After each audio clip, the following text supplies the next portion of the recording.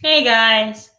Okay, before I do this review, I'm gonna let you guys know, after seeing this movie as an adult, it kind of feels awkward and kind of uncomfortable, and I'm gonna try my best to keep it as far away as from the sexual mind in my head as possible. I'm gonna try and keep it as far away from there as possible, but there is one in particular scene I will talk about at the end of the review. Okay, so the movie starts as Simba, as the song "The Circle of Life" begins. All the animals in the Pride Land are gathering to see the birth of the new prince, aka the new king, Simba, being born from Mufasa and his wife. We meet Rafiki, aka that baboon who carries that stick and just whacks any animal that seems inappropriate or out of control. We'll get to him in a bit. But basically, he rattles the coconuts above Simba's head, and Simba starts not trying to claw it. And Simba is now officially the prince of Pride Rock and the Pride Valley. I can't. Okay. Oh my god. Oh boy. Basically, Scar was supposed to be next in line to rule the land, but ever since Simba was born, Scar was ticked that basically he has to wait till Simba and his father die to become the rightful king.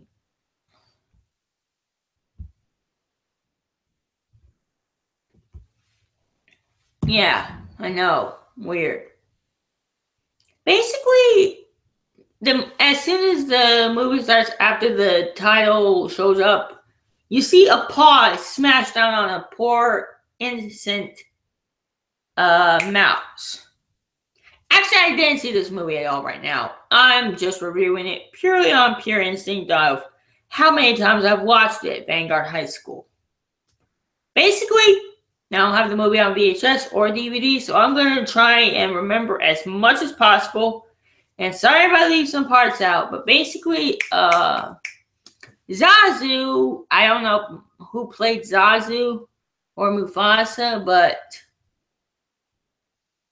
did they really have to put in Matthew Broderick as the grown-up Simba?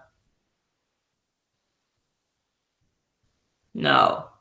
Matthew Broderick screwed up Godzilla in 1998. I did not want him screwing up The Lion King. But basically, I can't even remember who plays this kid, Simba, but anyway, Zazu comes and says, "Spit out that mouse." And then Mufasa comes out of nowhere and says, Soraya and I didn't see you at our son's orientation today, Scar. Don't you dare turn your back on me, Scar. Yeah, it was today. Oh, I forgot. Must have slipped my mind. When somebody looks at his nails, you know they're pure evil. Some uncle, Simba, some uncle. And I'm not saying son of a... No, I'm saying some uncle. What uncle does this? It doesn't give a crap about his nephew's orientation of being the new king after Mufasa dies. Who does that? I know who. People who are jackasses.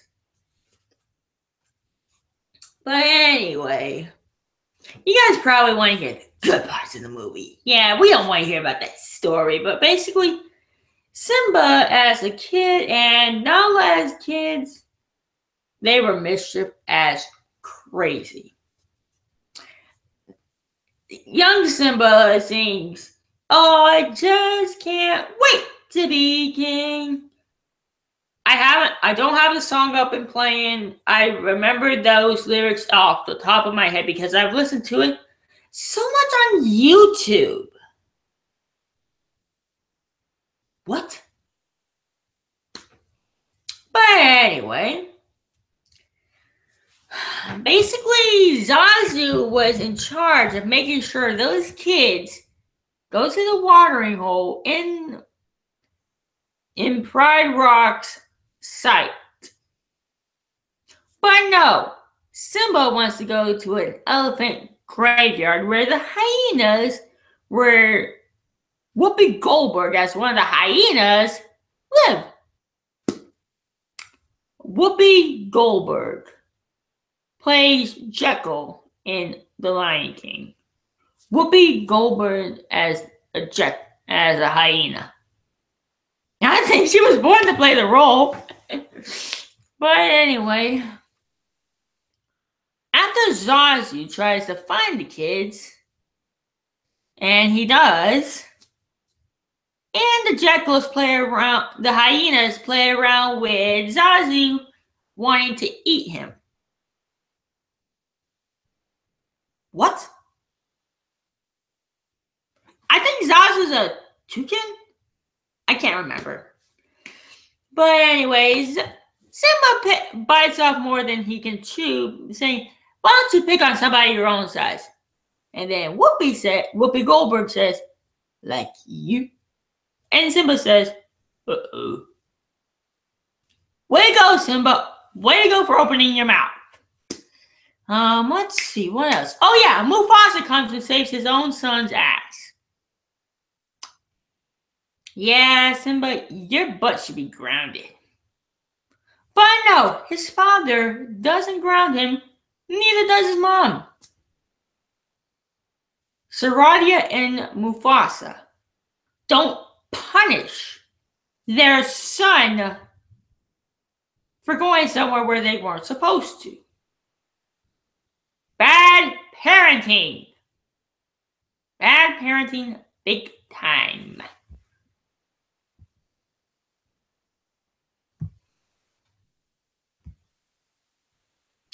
Let's see. Oh yeah.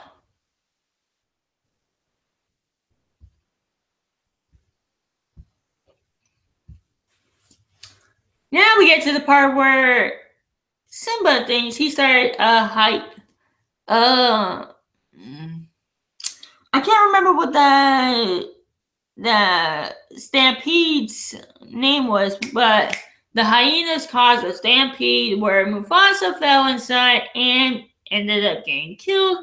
Then Scar told Simba, "Look at what you've done, Simba. Run away and never return." Simba was the king, and somehow Scar managed to banish the king out of his own turf. I don't think Simba could have taken that power too easily as a child. So no, he's an outcast now, and he meets Timon and Pumbaa, the comedy of the movie. And in my regard, I consider Timon and Pumbaa kind of funny people. I know Doug Walker, the nostalgia critic, says, "Man, these two are annoying as hell." I actually kind of like them and their song Hakuna Matata. I couldn't take singing the song Be Prepared. I would play the music, but I would probably get copyrighted by Disney, so I'm not playing them.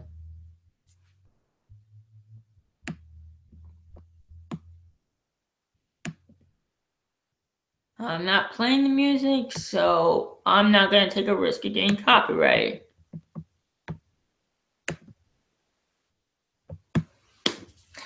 So anyway, Simba decides to forget his past life of being the heir of a throne, his mom being a complete slave to Scar.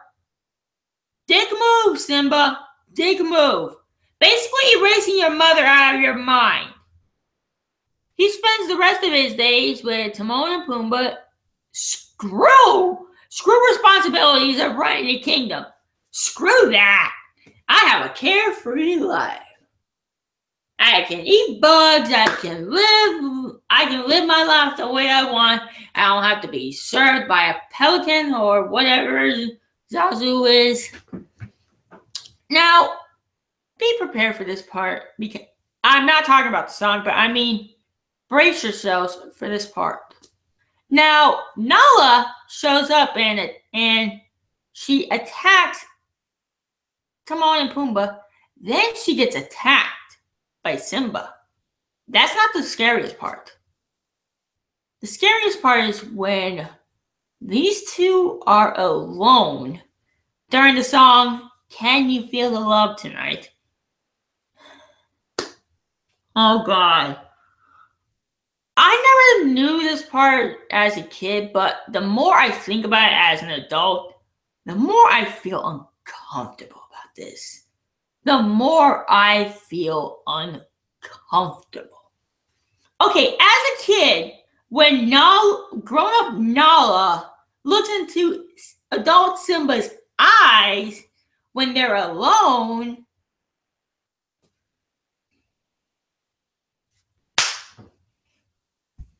you know what? Let me just show you guys.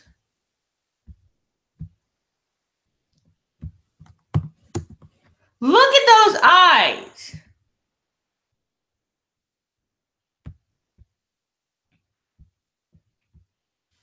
You saw those eyes? Those are eyes that say, basically, okay, if you are a kid, skip this part. Skip like 20 or 30 seconds ahead. But anyone who are over the age of 18, listen to this part. If you see this part as an adult,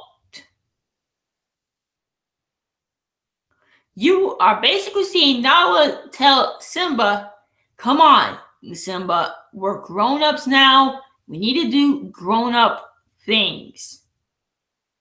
Like, get me pregnant. Get me pregnant, Simba. We deserve to have kids, even though we've been childhood friends forever. Okay, if you are under 18, welcome back. But if you're over 18, you get to see the overview. Basically, Simba was being asked by Nala to get pregnant. If you are just now tuning in back, basically, I showed you guys like a snip of adult Nala looking directly into Simba's eyes. She's asking Simba to get her pregnant to have a kid of their own. I'm not trying to say anything rude that can get this whole video basically in the limited or no ads area. I'm trying to avoid that. This is gonna be a video where I don't do no sexual content. This video has no sexual content involved. But basically, as an adult, if you watch The Lion King and you see this part, cover your eyes, please. Trust me, it will save you a good amount of what? What? What the heck? Yeah, I am dead serious. Why? Why? Yeah. I think to myself, is this really what Nala wants? Do they even know the first thing about parenting?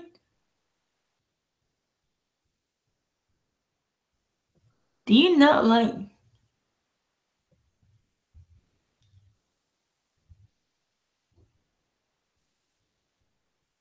I understand, Killer Gojira, that you love The Lion King, but listen to me. I loved it as a kid. Heck, I even gave it 5 stars as a kid. But listen to me. You're saying, I like the adult Simba and Nala a lot.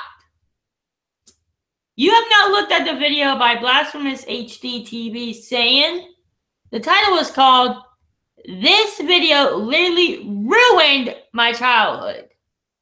You have not seen that yet.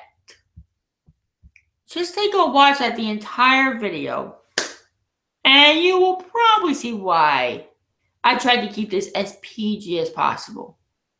And no, I do like The Lion King. I think because as an adult, I see that one scene as too inappropriate. As an adult, I see it as inappropriate, but as a kid, I never knew about that. I never knew that they would go that far. That was until Simba's Pride came out, which I will probably never review. I'm not gonna review the sequel, Simba's Pride. Even though, let's be honest, hold up. I think I own it. I think I own the movie. Be right back, guys. I'm gonna go see if I own the movie.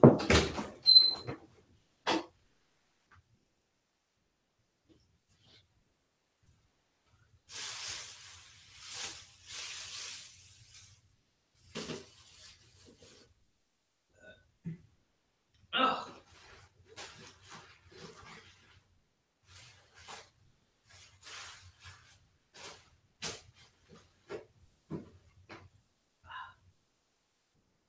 Where'd that movie?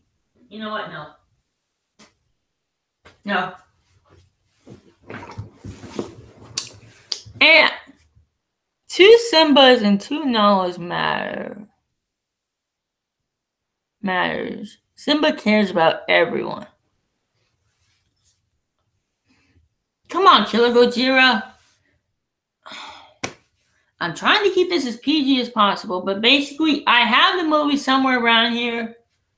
I have the movie Simba's Pride. If you guys actually do want me to review it, I will, but first I will have to watch the movie. And basically then, Simba says, I can't go back. I'm not a king anymore. Nala comes and tells him, Simba, you're the rightful king. Come back to Pride Rock. It's chaos. Even Rafiki, the bamboo, tells him to come back because of how bad his uncles turned the place.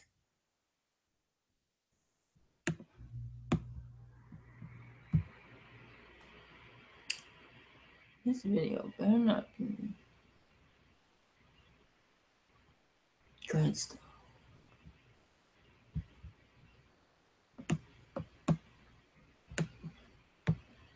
But basically, Rafiki and Nala finally their message gets in Simba's head saying, I should go back.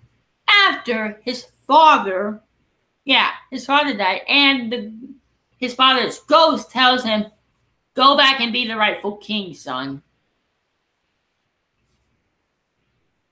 So yeah, when Simba goes back home, he sees everything's gone to hell. Scar's basically turned Pride Rock into a barren wasteland. And I'm trying to figure out, since there were more female lions and only 2 male lions, did No, no, no, no, no, no, no, no, no, no, no, no, no, no, no. I'm saving that for the end. Basically, Simba returns as the look-alike of Mufasa, and Scar says, Mufasa, but you're dead. But Simba goes back to his mom saying, Mom, it's me, Simba. I'm an adult now. Nala brought me back home. Sorry I wasn't here, being the rightful king that I am. And basically when Rafiki taught Simba how to confront his fear. But when he goes back to fight the fear gets the better of him. What? What was the point then? What was the point of being told to fight your fear if you're gonna lose to your fear? What the heck was the point of going back to fight your fear if you're gonna lose to it? Jesus, Simba, you are a terrible king. But anyway, Simba made Scar tell the truth that Scar killed Mufasa, not Simba. And then when all the female lions, including Simba and Nala's mom, though, they want to kill Scar. But guess who ends up killing him? The hyenas, because Scar said, oh, the hyenas are just my pawns. I don't need them. They're worthless to me. And then when Whoopi Goldberg's character hears that, she gets ticked. We're telling the other hyenas, let's eat Scar since he called us weak, useless animals. So yeah, basically when the camera was scrolling up, the hyenas were tearing Scar apart. Which, in my perspective, was the best outing for a terrible uncle. In my retrospect. Rafiki gets the hit of a few hyenas like this.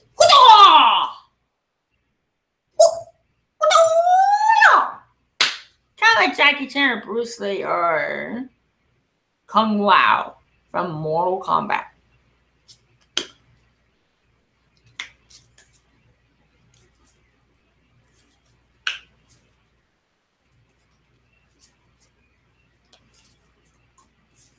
But yeah, basically, if you are a kid and you have seen this movie a lot, go ahead. It's worth seeing. But as an adult, I give it a 5 out of 10.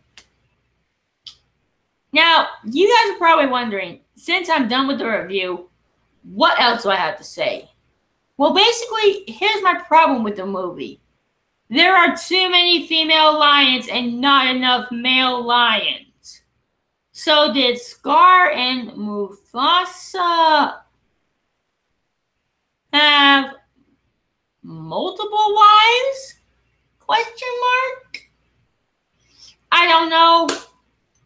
But I'm trying to keep this as PG as possible and not have to cut this part out. Because I don't want to. But yeah. If you guys still love The Lion King, even though there are more female lions than male lions, by all means, go ahead. Watch as much as you want. Watch as many times as you want.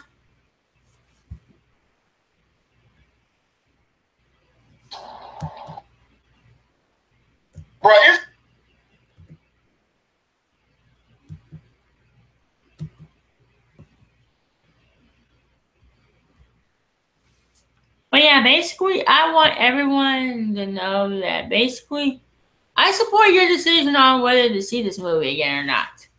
Even though you hear this review. I'm sorry if I kind of spoiled the movie for you guys. If you're just before you watched the movie and you saw this review, I'm sorry if I spoiled the movie and I don't show no clips. It's because YouTube has gotten tighter with showing content from movies. Basically, my whole channel is a no clip show.